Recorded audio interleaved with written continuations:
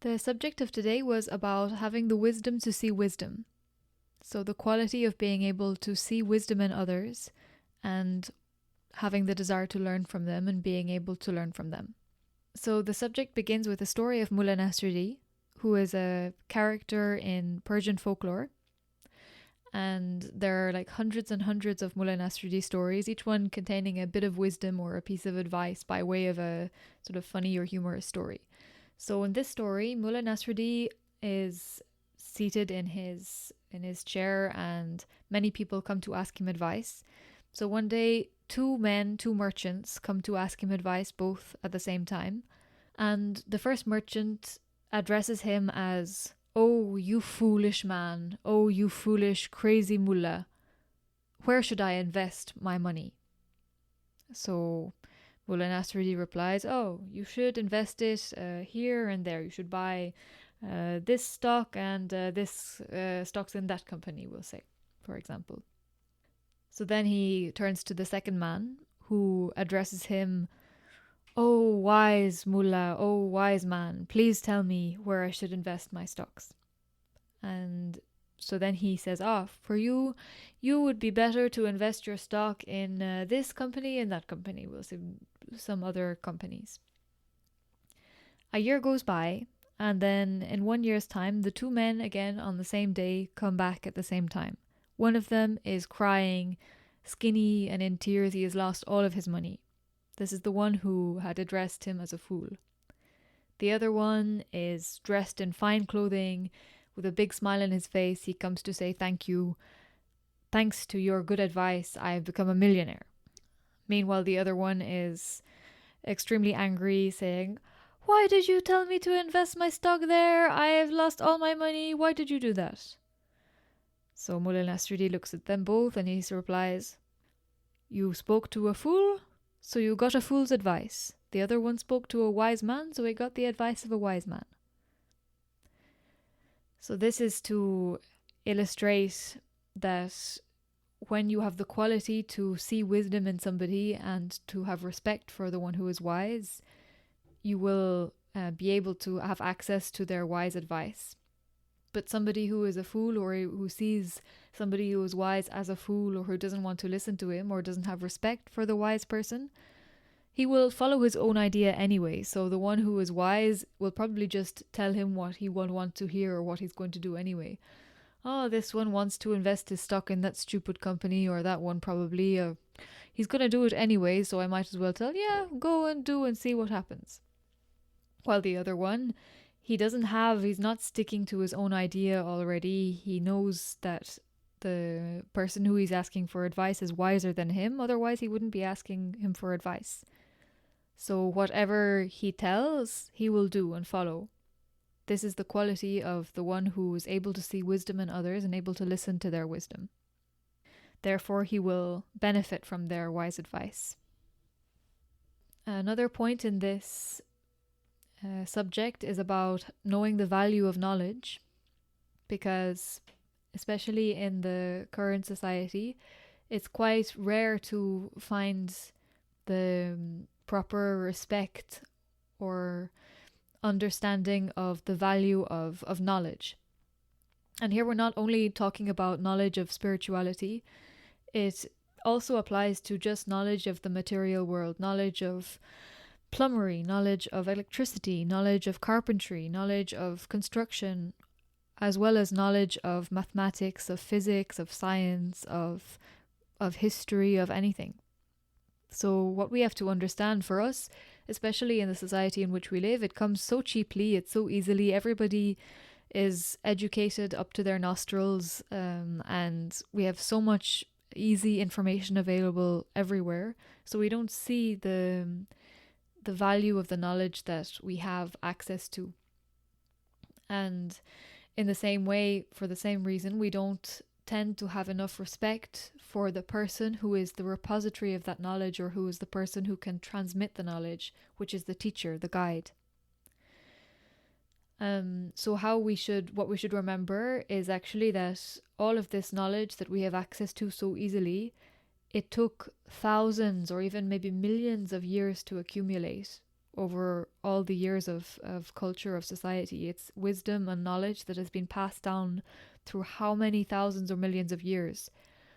If we were left alone to ourselves with no teacher, with nothing, out in the wild, how much would we be able to do? We would probably die without any of the knowledge that our society has given us or has brought us. So that's one point to understand or to realize that just in material, just like for example plumbery, we don't tend to have that much respect for knowledge of plumbery, but we don't remember how life was before the plumbing system existed, for example. We don't remember how life was before electricity existed. So we think, oh, like, no need to know about this kind of thing, or we don't really have respect for the ones who work in it or who know about it. But we have to realize that this is like the most valuable thing in the world, this knowledge that we have kind of take so lightly. This, of course, is like, it should be applied correctly. Knowledge is most useful for the one who has an aim for what he will do with it. If you go and study mathematics, geometry, like all the basic subjects of university, and then most people don't even remember like 1/10 of what they learn because they're not working in that field or it's not useful for them.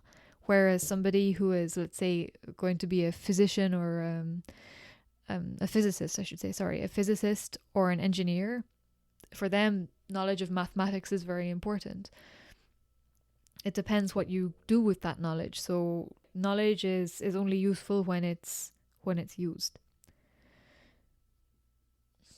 And this is talking in material, but it's really the same in Dhamma, as well as if we were just left to ourselves with no knowledge of how to survive in the world or no knowledge of how to make anything.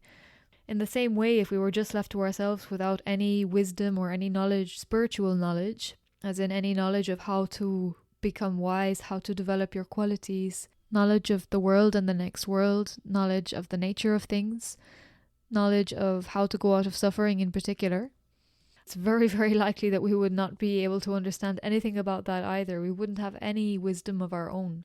We need the wisdom of teachers and the wisdom of those who have gone before us. People like the Buddha who have found the path to wisdom by themselves, then they come back and teach us. So these are the guides who have found wisdom for themselves and who are now able to give it to others. But by ourselves, would we have the quality to find this wisdom for ourselves? No, it's sure no. So the one who has the quality to see who is a wise person, who is a good person to ask for advice, and to stick with him is the person who has a very valuable quality, because just to stay with the one who is wise, automatically he will bring you up, whether it's in Dhamma or it's in material. So if you just stick around somebody who has a lot of knowledge in material, like let's say he knows how to do plumbery, he knows how to do electricity, he knows like how everything works in a house, just if you stay with him, automatically you will learn. And if you stay with somebody who is wise in Dhamma or in spiritual matters, in the same way, automatically you will come up in morality, you will come up in wisdom. So it's a bit like if you stay with somebody who is walking up a mountain, if you stay with him, you walk up the mountain too, automatically. But if you stay with somebody, on the other hand, who is going down, going into a marshy bog or going into a dark forest, you stay with him, you go through the dark forest or into the dangerous marshy bog as well. So it works both ways. Like if you stick and associate with somebody who is immoral or somebody who is getting constantly into bad situations, then you too end up going in the same direction as them. There's one other story just to sum up or finish up. I think it comes from an Indian folklore story, but I don't really remember exactly the origin. Anyway, it's a story about two parrots, and one day not long after they are born, there is a violent storm that shakes the tree in which they are born, and they both end up lying on the ground, injured or half dead, far apart from each other in this forest. But they both survive. One of them is picked up by a man who is living on a pirate ship, and brings him back to the pirate ship. The other one is seen by a passing monk who lives in a nearby monastery, and he's brought to stay at the monastery, and both of them are fed and watered, and both gradually they heal. So one of them becomes the bird of the pirate ship, the parrot of the pirate ship. The other one becomes the parrot of the monastery. So now fast forward maybe 10 years later, and both of the birds are respectively perched on the topmost part of the monastery and the pirate ship, so they can see whoever is coming.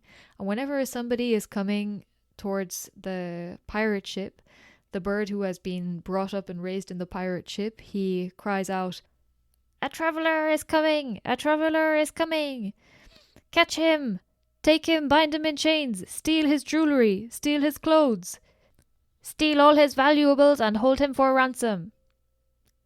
Meanwhile, whenever the parrot, that is the parrot of the monastery, sees anybody coming from his high post, he cries out, "A guest is coming! A guest is coming! Bring him inside, feed him warm soup, make him warm, give him a place to stay, show him the proper hospitality." So this is to illustrate how we are formed and shaped by the people with whom we associate. The two pirates are shaped and formed by the group with whom they associate. And in the same way, when we have the quality to be able to see who are wise people and choose to stick with them and associate with them, then we become one of them.